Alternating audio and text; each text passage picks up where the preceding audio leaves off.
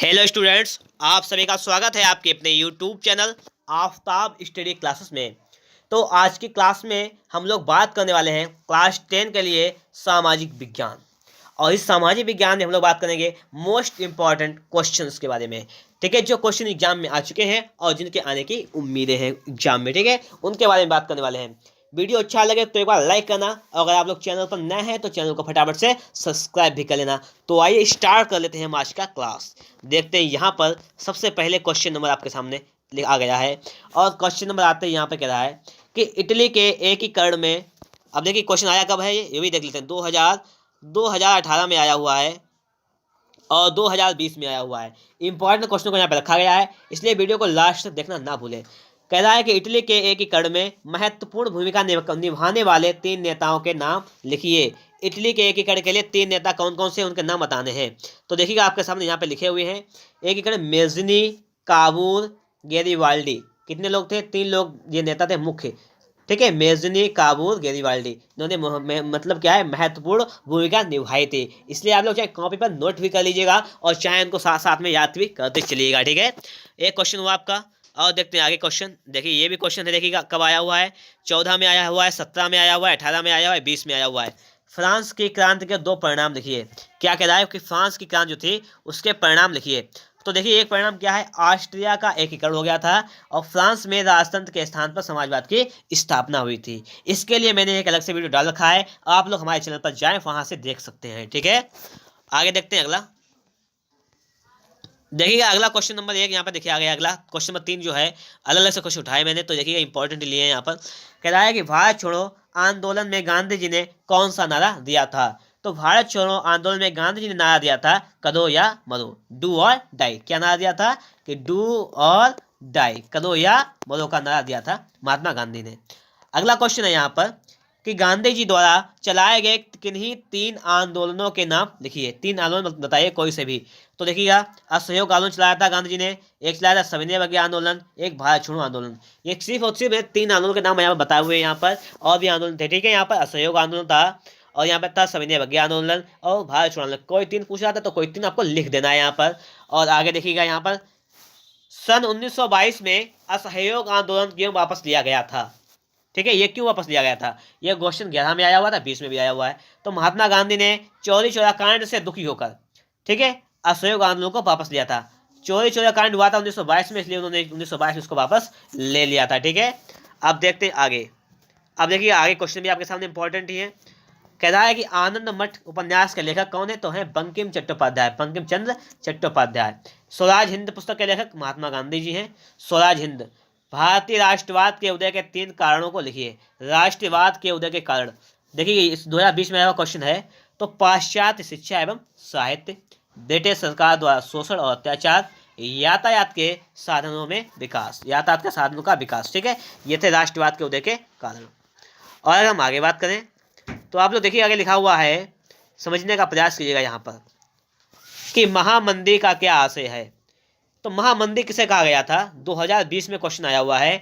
तो 1929 में, इसमें 1929 में विश्व भर में उत्पादन, रोजगार, आय, व्यापार में जो गिरावटें हुई उसे महामंदी कहा गया था। 1929 में विश्व भर में उत्पादन, रोजगार, आय, व्यापार में जो भी गिरावटें आई उन्हें क्या कहा गया, महामंदी कहा गया। अब देखते हैं अगला क्वेश्चन। देखिए अगले क्वेश्चन हमारे सामने क्या कह रहा है उसको देख लेते हैं। देखिएगा अब आपको यहाँ पे ये चीज चेक कर लेनी है कि ये क्वेश्चन आया कितनी बार है। देखिएगा कितनी बार आया है, ये क्वेश्चन कितनी बार आप आए हुए हैं ये चेक कर लीजिएगा। ठीक है, तो इसके मतलब इंपॉर्टेंट क्वेश्चन है हमारे, इनको भी सही से पढ़ना है। अब देखिए यहाँ पर जो लिखा हुआ है इसको थोड़ा सा ऐसा कर लेते हैं, जूम कर लेते हैं थोड़ा सा। लिखा हुआ है कि किस नदी का जल यातायात के लिए सबसे अधिक उपयोग किया जाता है। यातायात के लिए किस नदी का जल किया जाता है, तो हुगली नदी। हुगली नदी में जो है ज़्यादा यातायात किया जाता है। तो ध्यान रखिएगा हुगली नदी कोलकाता की नदी है, जो हुगली नदी, ठीक है, वेस्ट बंगाल, पश्चिम बंगाल मतलब कोलकाता। आगे लिखा हुआ है कि भारतीय निर्यात की जाने वाली 4 वस्तुओं के नाम लिखिए। निर्यात मतलब भारत से दूसरे देशों में भेजे जाने वाली किन्हीं चीज़ों के नाम लिखना है। ये चाय है जो भारत से भेजी जाती है दूसरे देशों में, जूट का तैयार माल, सूती वस्त्र भेजे जाते हैं, कहवा और काजू। तो ये देखिए याद कर लीजिएगा, मोस्ट इंपॉर्टेंट क्वेश्चन देने वाला है, 2 नंबर का आता है। सामाजिक विज्ञान में जितने भी अतलग उत्तर प्रश्न होते हैं वो 2 नंबर के आते हैं, इसलिए अगर आप लोगों ने अभी तक उसको याद नहीं किया तो फटाफट से अभी याद कर लीजिएगा। आगे है कि भारत के आयात की 4 वस्तुओं के नाम लिखिए। अब आप लोग जानते हैं कि आयात क्या होता है, मालूम है या नहीं मालूम है? अगर नहीं मालूम है तो वीडियो को लास्ट जरूर बनाइएगा, आपको हम एक एक चीज को वेरीफाई करके दिखाएंगे यहाँ पर।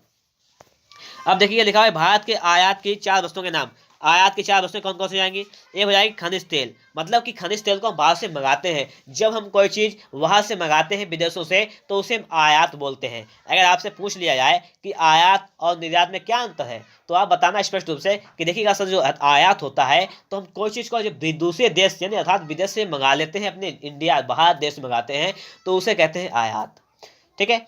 और निर्यात क्या होता है कि निर्यात मतलब भारत में किसी चीज़ की ज़्यादा है, कोई चीज़ ज़्यादा है तो उसको हम क्या करते हैं, वह मतलब दूसरे देशों में सप्लाई करते हैं, भेजते हैं, तो उसे हम कहते हैं निर्यात। वही बात यहाँ पर है कि भारत के आयात की मतलब मंगाई जाने वाली चीज़ें बताइएगा। तो एक तो खनिज तेल जो कि इराक से ईरान से आता है, मशीनें उपकरण मंगाते हैं हम लोग, ऊन मंगाते हैं हम लोग और कागज़ मंगाते हैं। तो देखिएगा ये 4 चीज़ें जो हैं, 4 पूछा गया था और यहाँ पे 4 ही आपको दिया गया है, इसलिए आप लोग 4 को नोट कर लीजिएगा, क्योंकि 4 से ज़्यादा नहीं पूछा जाता है।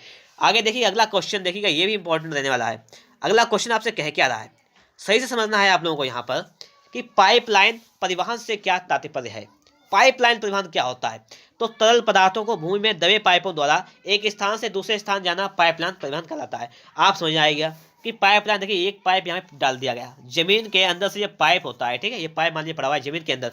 और देखिए आपने सोचा आप सभी के घर पे टंकी आती होगी, पानी वाली टंकी आती होगी, जिसमें टाइम होता होगा कि 12 बजे टंकी आएगी या 1 बजे। तो देखिएगा पानी जो आता है कहाँ से आता है?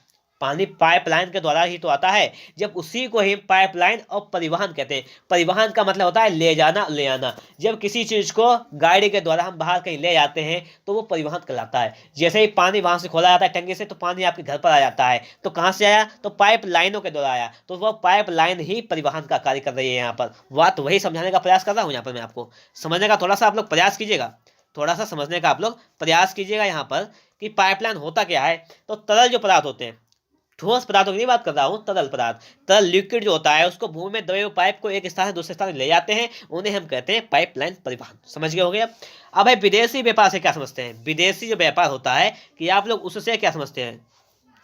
तो 2 या 2 से अधिक देशों के बीच होने वाला आयात निर्यात का व्यापार विदेशी व्यापार कहलाता है। मतलब क्या है कि जब 2 या 2 से चीज़ों को हम एक दूसरे देश में भेजते हैं या दूसरे देश पहले एक देश में मंगाते हैं तो उस चीज़ को ही हम कहते हैं विदेशी व्यापार। अब देखिए आगे कह रहा है, आपसे समझने का प्रयास यहाँ पर भी करना है कि आयात और निर्यात से क्या समझते हो। मैं बता चुका हूँ किसी देश से माल को मंगाना, किसी चीज़ को मंगाना। जब हम किसी वस्तु को अपने देश में मंगाते हैं तो हम कहते हैं आयात, और किसी राष्ट्र वाले माल को भेजना मतलब किसी चीज़ को भेज देते हैं तो उसे कहते हैं निर्यात। ये तो हमको मालूम ही होना चाहिए, बता चुका हूँ अभी। और लास्ट क्वेश्चन देखिएगा, सभी 2020 के आए हुए हैं, 2020 के, ठीक है। देखिएगा आप देख लीजिएगा, पहले 2020 के हैं नहीं है, ये सारे क्वेश्चन 2020 के हैं, ठीक है। इनको भी अच्छी तरीके से समझ लीजिएगा। अब क्या कह रहा है इसमें? इसमें कह रहा है देखिएगा यहाँ पर, यह है कि कोडरमा किस राज्य में स्थित है। यह किस खनिज से संबंधित है? कोडरमा झारखंड में स्थित है। कहाँ है? झारखंड में। और ये खनिज किससे है? अभ्रक से संबंधित है। किससे है ये है अभ्रक से संबंधित। आगे लिखा हुआ है भारत में खनिज तेल के 2 क्षेत्रों के नाम बताइए। तो असम का डिगबोई क्षेत्र हो जाएगा और महाराष्ट्र में मुंबई है हाई। भारत में परमाणु ऊर्जा शक्ति के 2 केंद्रों का नाम बताइए। तो कोटा परमाणु शक्ति गृह कोटा और तारापुर परमाणु शक्ति गृह तारापुर। ठीक है, समझ गए होंगे आप लोग। यहाँ पर मैंने आप लोगों को मोस्ट इंपॉर्टेंट क्वेश्चन कहा है। अगर आप लोगों को हमारा वीडियो पसंद आया तो फटाफट से एक बार वीडियो को लाइक करके चैनल पर सब्सक्राइब जरूर कर लें, ताकि आप लोग भी बेहतर से बेहतर तैयारी कर सकें और अपना अच्छा सा स्कोर कर सकें। तो इस प्रकार से हमारा वीडियो समाप्त होता है।